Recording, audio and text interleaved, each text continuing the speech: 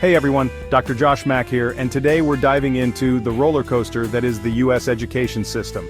It's a topic that's both incredibly important and deeply complex, affecting millions of students across the country. Now, we all know education is important, right? It's the foundation upon which we build our futures. The stepping stone to achieving our dreams and aspirations. It's the bedrock of opportunity, the key to a brighter future, blah blah blah. But let's get real for a moment. But here's the thing. The quality of education you get in America shouldn't depend on your zip code. Sadly, it often does. This disparity is glaring and has long-lasting effects on students' lives. We have this crazy patchwork system where states have a lot of control over their own education policies. This means that the quality of education can vary dramatically from one state to another, and even from one district to another within the same state. This might sound good in theory, but it leads to huge disparities. Some states prioritize education and allocate significant resources, while others struggle to provide even the basics.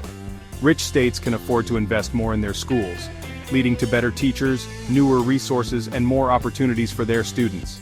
This creates an environment where students can thrive and reach their full potential. Meanwhile, schools in underfunded districts are often left struggling with outdated textbooks, overcrowded classrooms, and a severe lack of support. These schools are fighting an uphill battle every single day. This isn't just unfair, it's a recipe for perpetuating inequality. When students don't have access to quality education, it limits their opportunities and keeps them trapped in a cycle of poverty. Kids in under-resourced schools are less likely to graduate, less likely to go to college, and less likely to reach their full potential. This has a ripple effect on their communities and society as a whole, and that hurts all of us. When we fail to invest in our children's education, we fail to invest in our future. We need a skilled workforce, a vibrant democracy, and a society where everyone has a chance to succeed. Education is the cornerstone of all these things. But we can't have that without a strong, equitable education system. We need to ensure that every student, regardless of their background or where they live, has access to the same high-quality education. Some people say the answer is to just get rid of the Department of Education altogether and let states handle everything. But that's like trying to fix a leaky faucet by ripping out the entire plumbing system. We need to fix the system, not abandon it.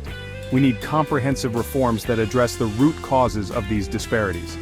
We need to invest in our schools, support our teachers, and make sure every student, regardless of background, has access to a quality education. This means better funding, better training for teachers, and better resources for students. Because in the words of Nelson Mandela, education is the most powerful weapon which you can use to change the world.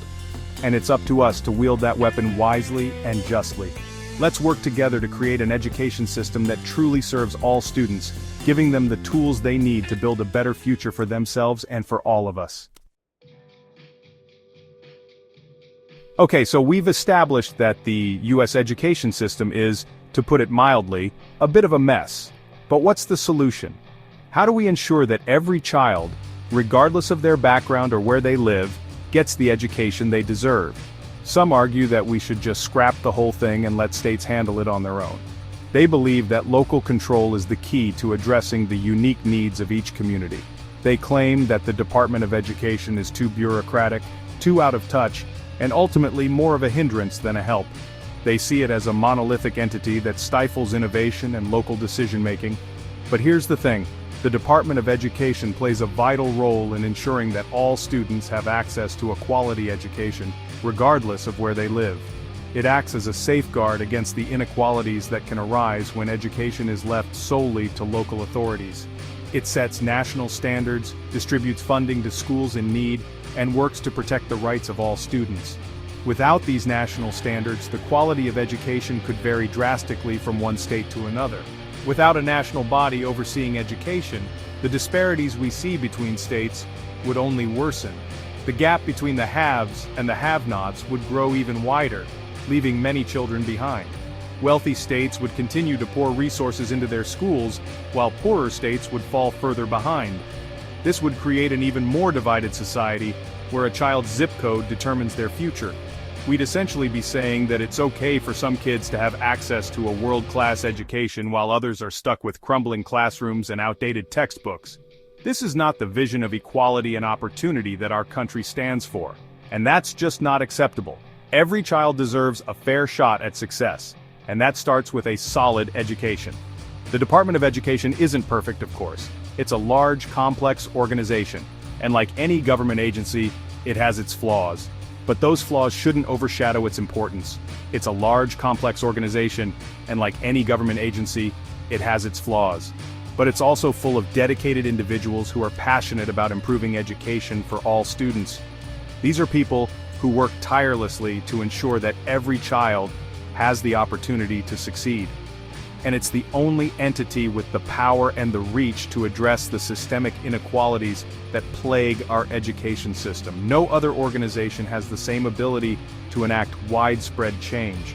Instead of dismantling it, we need to strengthen it, empower it, and give it the resources it needs to do its job effectively. This means investing in education, supporting our teachers, and ensuring that every school has the resources it needs. Because the future of our nation depends on it. Our children are our most valuable resource, and their education is the key to a brighter future for all of us. So we know the Department of Education is essential, but how do we actually fix this mess? The challenges are numerous and complex, but they are not insurmountable.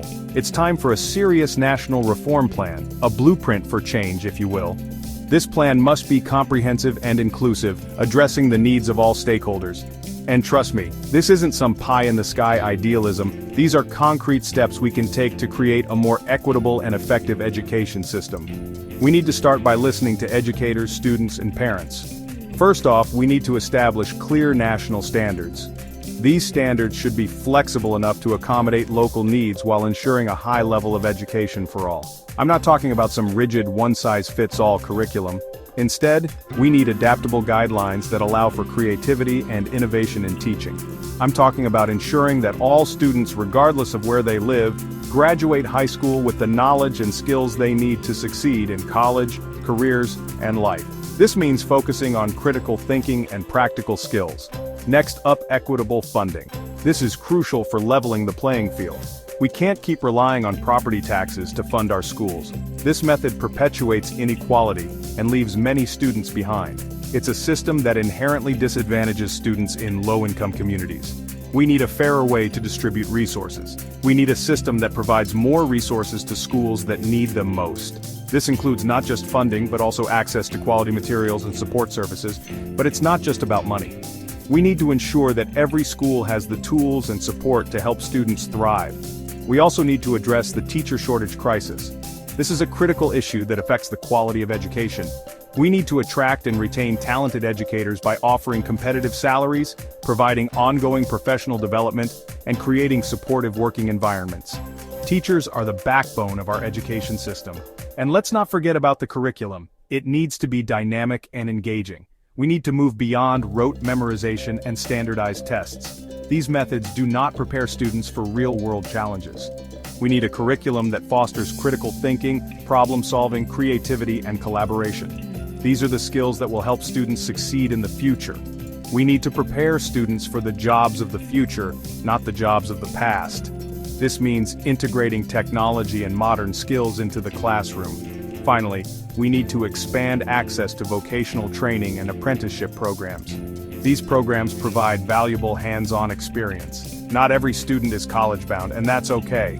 We need to recognize and support different pathways to success. We need to provide multiple pathways to success, ensuring that all students have the opportunity to develop valuable skills and pursue fulfilling careers. By doing so, we can build a better, more inclusive education system for everyone. Okay, so we have a plan. Great. But let's be real, folks, this isn't going to be easy. Reforming the US education system is like trying to parallel park a school bus during rush hour in a hurricane. There are going to be roadblocks, detours, and probably a few fender benders along the way. One of the biggest challenges is going to be overcoming resistance from states. Remember that whole states' rights thing? Yeah, that's going to come up a lot. Some states are going to be reluctant to relinquish control over their education systems, even if it's in the best interest of their students. Then there's the whole political quagmire. Education has become a political football, with different parties pushing their own agendas and ideologies. We need to find a way to move beyond the partisan bickering and focus on what's best for kids. And of course, there's the issue of funding. These reforms are going to require a significant investment. We need to convince lawmakers and the public that investing in education is not an expense, it's an investment in our future. But perhaps the biggest challenge of all is going to be changing the way we think about education. We need to move away from the factory model of education, where students are treated as passive recipients of information, and embrace a more student-centered approach that values creativity, critical thinking, and collaboration. If you enjoyed this content, please like, comment, and subscribe to join the movement for better schools in America.